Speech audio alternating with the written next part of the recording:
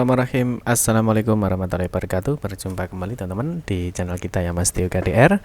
Kita teman-teman kesempatan kali kita akan berbagi informasi kembali ya, masih di seputar dunia pendidikan ya. Khusus untuk kesempatan kali ini kita akan berbagi informasi ya, tentunya kita akan kembali ya mengingatkan Bapak Ibu ya, atau mungkin tenaga honorer, guru, siswa untuk sekolah ya. Di sini nanti kita akan ada informasi penting yang mana nanti teman-teman bahwa ada batas waktu ya sampai dengan 31 Januari 2024.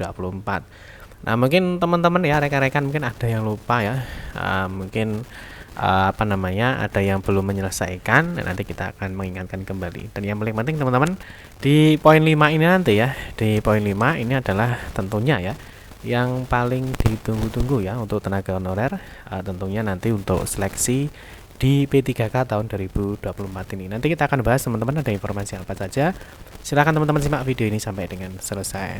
Baik rekan-rekan semua, kita ingatkan kembali ya, bagi kalian yang baru pertama kali ya bergabung di channel ini, atau mungkin baru melihat channel ini, jangan lupa ya klik tombol like ya. Silahkan klik tombol subscribe dan bunyikan lonceng notifikasinya ya, biar Anda selalu mendapatkan informasi pertama kali dari kami. Baik, kalian suka baca berita, silahkan kunjungi saja di laman resmi kita mastiukdr.com. Di sini kita akan berbagi informasi ya, khususnya di seputar dunia pendidikan. Selamat menikmati informasi dari kami dan semoga informasi ini bermanfaat ya untuk kita semua. Oke, langsung saja kita akan mulai. Ada informasi penting apa sih di informasi hari ini ya? Yang pertama ya, kita mulai dari informasi yang pertama. Nah, informasi yang pertama ini tentunya untuk siswa teman-teman ya. Mungkin siswa atau sekolah tentunya harus mengingatkan kembali ya. Nah, ini terkait dengan batas waktu untuk aktivasi rekening PIP ya tahun 2023. Yang mana kalau kita lihat teman-teman, ini dari Kementerian Agama, dari Kemendikbudristek atau Puslapdik itu sudah memberikan informasi ya terkait dengan percepatan pencairan pemberitahuan ini untuk batas waktu aktivasi rekening penerima PIP madrasah yang di tahun 2023 kemarin. Jadi bagi adik-adik ya atau sekolah yang siswa-siswinya ya mendapatkan PIP di tahun 2023, mungkin ada yang belum aktivasi rekening. Nah, di sini sudah ada informasinya bahwa untuk aktivasi rekening ya, kalau kita lihat di dalam edaran ini, yaitu paling lambat ya, paling lambat batas waktu aktivasi rekening penerima PIP ya, ini baik dari madrasah ataupun dari Kemendikbudristek ya, misalnya dari MI, MTS ya, MAN ya, MA, ataupun dari SD, SMP, SMA, SMK ya. Di sini paling lambat untuk aktivasi rekening adalah 31 Januari 2024.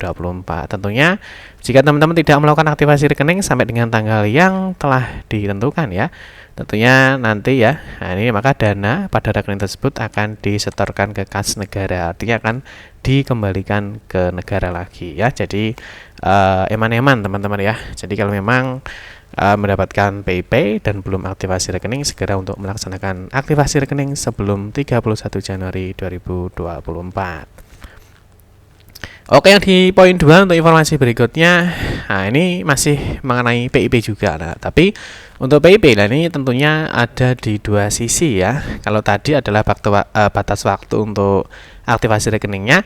Nah, kalau ini untuk update data ya, jadi untuk update data calon penerima PIP di tahun 2024. Nah, tentunya kalau ini tentunya ada dua ada dua yang saling ketergantungan ya, artinya informasi dari siswa dan juga informasi update di datanya di sekolahnya ya. Lalu di sini sudah ada informasinya ya dari Pusat Layanan Pembiayaan Pendidikan atau Puslapdik dari Kemendikbudristek, yang mana di tanggal 9 Januari 2024 kemarin di sini ada pemberitahuan terkait dengan batas waktu pemutakhiran data peserta. Nah, kalau kita lihat di dalam inti poinnya teman-teman, di dalam inti poinnya, nah di sini terkait dengan PIP ya, kalau kita tahu, kita lihat teman-teman ya, jadi PIP itu sudah ada Permendikbudnya yang terbaru, sudah ada peraturan sekjennya. Jadi yang mana bahwa nantinya ya untuk teman-teman ya, untuk siswa-siswa ya, untuk sekolah itu harus melakukan update data ya, terutama data-data ini yang memiliki atau yang terdaftar di DTKS ya, atau di P3KE, yang mana nantinya datanya itu akan dipadankan dengan data Dapodik. Nah, ini tentunya untuk jenjang SMA, SMK ya, SDLB, SMP, SMA ya, dan juga dari SD. Jadi kalau kita lihat dari informasi ini ya, bahwa sekolah-sekolah ataupun siswa yang mungkin baru mendapatkan kartu KIP atau mungkin baru mendapatkan orang tuanya baru dapat KKS dan sebagainya. Nah, di sini agar satuan pendidikan ya di sini untuk memperhatikan keterisian data ya yang ada di Dapodik ya. Nah, yang mana di sini yang pertama adalah layak PIP. Jadi dia mendapatkan layak PIP apa enggak ya. Terus kalau dia layak itu dikarenakan apa? Nah, dan juga dia harus mengecek ada beberapa variabel mandatori ya, mulai dari NIK, NISN, tanggal lahir, nama ibu kandung, jenis pekerjaan, dan juga penghasilan orang tua ya. Jadi di sini ditekankan tentunya datanya ini akan di cross check ya di Dapodik dan juga di DTKS maupun di P3KE.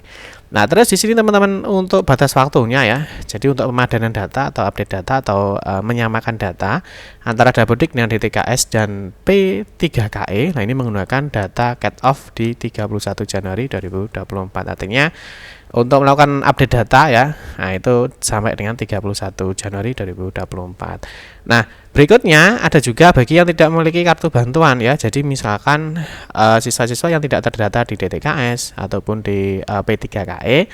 Nah, di sini ada usulan dari dinas. Nah, di sini ada fase 1 ya. Fase 1, nah di sini juga sama ya. Jadi datanya yang digunakan untuk melakukan usulan PIP tahun 2024 ini juga cut off-nya adalah 31 Januari 2024. Jadi ini untuk informasi update data calon penerima PIP di tahun 2024 ini. Nah, terus yang berikutnya di poin 3 teman-teman ya. Nah, ini di poin 3 ini ada informasi apa sih? Nah, di poin 3, nah ini tentunya untuk sekolah ya. Jadi tentunya ini untuk bendahara BOS ya atau bantuan operasional satuan pendidikan. Nah, tentunya di sini ingat ya bahwa untuk laporan BOS ya. Jadi untuk laporan BOS nanti teman-teman bisa cross check ya. Bahwa untuk laporan BOS jadi untuk keseluruhannya, artinya untuk keseluruhan di tahun anggaran ya di 1 tahun. Nah, kalau kita lihat di sini tenggat waktunya ya, itu adalah 31 Januari di tahun berikutnya. Kalau misalkan Bapak Ibu yang sekarang kemarin mengerjakan di tahun 2023 ya, tentunya diberikan batas waktu sampai di tahun ini ya, 31 Januari 2024. Jadi mungkin ada yang belum selesai ya, mungkin teman-teman bisa di cross check ya, bisa koordinasi dengan kepala sekolahnya, dengan bendaranya apakah laporan BOSP-nya itu sudah selesai atau belum. Karena kalau misalkan tidak selesai sampai dengan batas waktu di 31 Januari 2024 ya, takutnya nanti kena potongan teman-teman ya. Ini tentunya operator ya, bendahara, kepala sekolah tentunya sudah paham ya bahwa ada pengurangan penyaluran dana. Ini jika terjadi telat lapor ya.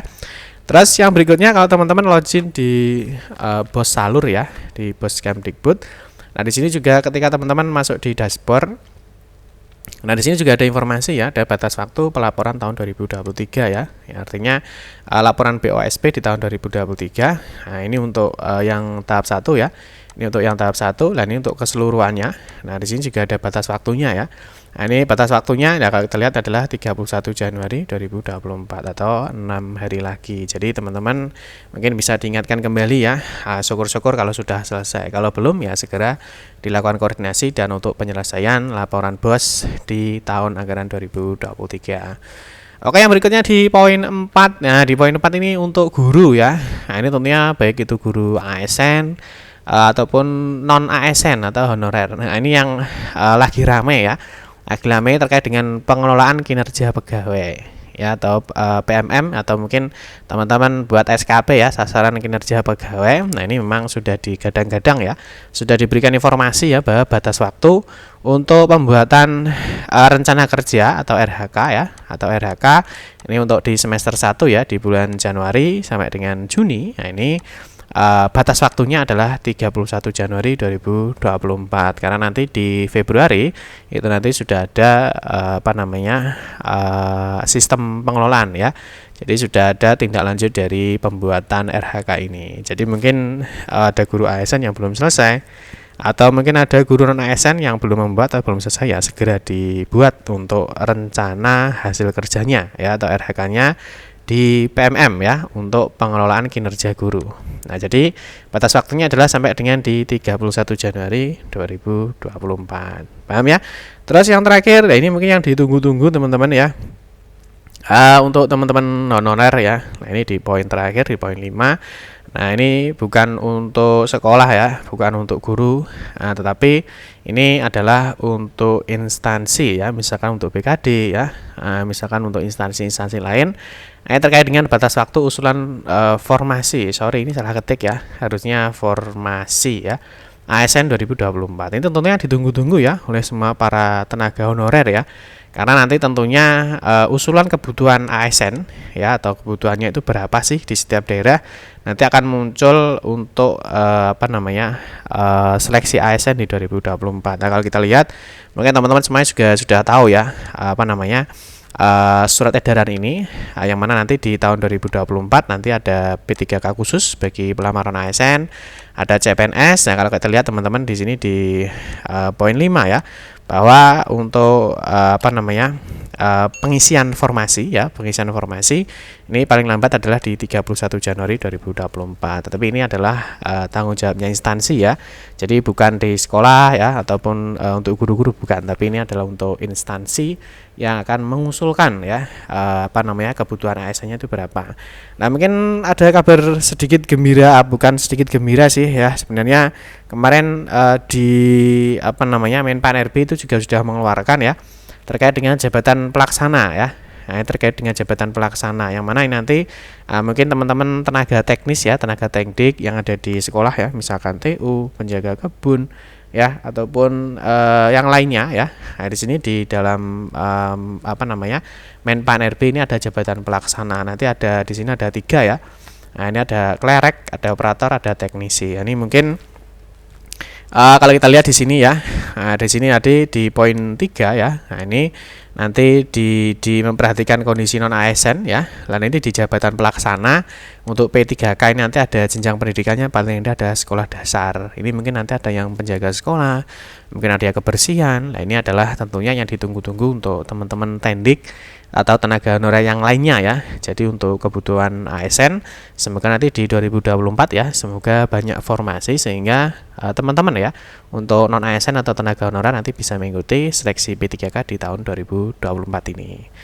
Oke teman-teman, mungkin itu saja ya informasi yang dapat kami sampaikan ya. Nah, nanti teman-teman terkait informasi-informasi yang sudah kami sampaikan terkait dengan surat edaran resminya ya. Nah, nanti teman-teman seperti biasa ya, teman-teman bisa download di sini ya di mastiokadea.com. Teman-teman masukkan saja di nomor suratnya berapa ya. Misalkan kita kasih contoh ya. Nah, tadi misalkan di sini ya. Nah, di sini misalkan surat edaran ini ada nggak sih ya? Teman-teman bisa ketikkan aja nih ya. B-354 misalkan seperti itu saja ya, misalkan B-354 seperti ini aja, teman-teman bisa klik cari. Nah, nanti tentunya di sini akan muncul ya, ini ada surat edaran dari Menpan RB tentang usulan jumlah kebutuhan ASN 2024. Jadi teman-teman nanti bisa download ya. Nah, biasa download, misalnya kita taruh di halaman kedua. Nah, ini nanti bisa teman-teman bisa download untuk informasi-informasi ya yang sudah kita sampaikan tadi. Nah, nanti biasanya sudah kita upload di website resmi kita di mastiokadea.com. Ini ya, ini yang terakhir tadi. Oke teman-teman ya, mungkin itu saja informasi yang dapat kami sampaikan ya. Semoga informasi ini bermanfaat. Mohon maaf jika ada salah kata dalam memberikan informasi dan penjelasan. Kita berjumpa kembali di video-video berikutnya. Saya akhiri, wassalamualaikum warahmatullahi wabarakatuh.